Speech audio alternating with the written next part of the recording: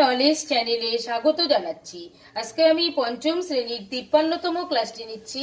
আজকের ক্লাসে আমি দেখাবো ভগ্নাংশকে কি করে লঘিষ্ঠ আকার দেওয়া যায়, অর্থাৎ এই ভগ্নাংশটি যে দেওয়া আছে এর লঘিষ্ঠ রূপটা আমাদেরকে বের করতে হবে। এখানে যে ভগ্নাংশটা আছে তার লঘিষ্ঠ রূপটা আমরা বের করব। তো লঘিষ্ঠ আকারে পরিণত করার যে নিয়ম সেটাই আমি বুঝিয়ে তারপর এই অঙ্ক দুটো করাচ্ছি। তো লঘিষ্ঠ আকারে পরিণত করতে গেলে আমি প্রথমে শেষের অঙ্কটা করছি। 72 আর 99 আছে, লব 72, হর হচ্ছে 99। এই লঘিষ্ঠ আকারটা নির্ণয় করতে গেলে এই লব এবং হরকে আমরা প্রথমে গসাগু করে নেব। গসাগুটা আমরা রাফে বের করে নিয়ে তারপর আমরা এটাকে লঘিষ্ঠ আকার দেব। প্রথমে আমরা দেব 3 দিয়ে যাচ্ছে 24, 3 24 হচ্ছে 72, আর 33 এখানে হয়ে যাবে 33। 3 তিরিক্ষে 9, 3 তিরিক্ষে 9, 33, আর 3 গুণ করলে আমরা 99 পাবো। তা এবার আবার দেখছি আমরা 3 দিয়ে যাচ্ছে 3 8 24, 3 11 33। তাহলে এখানে আমরা গসাগুটা কি পেলাম? সুতরাং গসাগু হচ্ছে 3 গুণ 3 সমান সমান 9। গসাগু হচ্ছে এই দুটোর গুণফল, তাহলে আমরা পেলাম 9। এবার এখানে আমরা এই গসাগুটা নির্ণয় করে এনে এবার আমরা এখানে করব এই 72কে আমরা এই গসাগুটা দিয়ে ভাগ করব। এই নিচের যে হরে যে 99 আছে 99কে আমরা 9 দিয়ে ভাগ করব, অর্থাৎ যে গসাগুটা আসবে সেটা দিয়ে লব হরকে আমরা ভাগ করে নেব।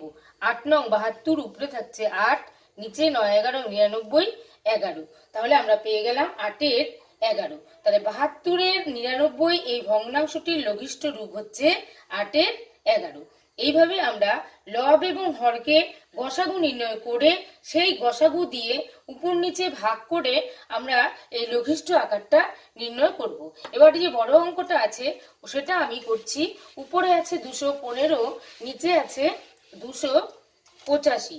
তাহলে 215 এবং 285কে লঘিষ্ঠ আকার করার সময় আমরা প্রথমেই এই দুটো সংখ্যার গসাগুটা বের করে নেব।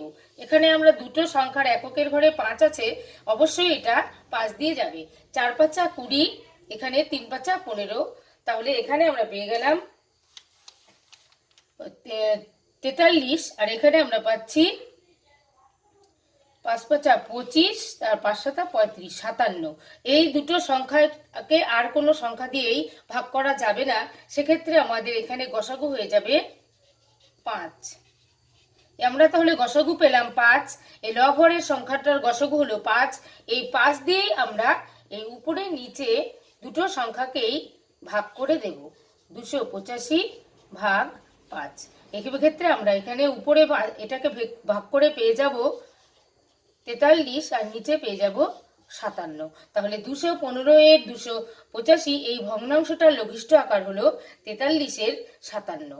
এইভাবে আমরা ভগ্নাংশগুলো লঘিষ্ঠ আকার নির্ণয় করার সময় গসাগু বের করে নিয়ে সেই গসাগুগুলো উপর নিচে ভাগ করে দিয়ে আমরা লঘিষ্ঠ আকারটা বের করে নেব।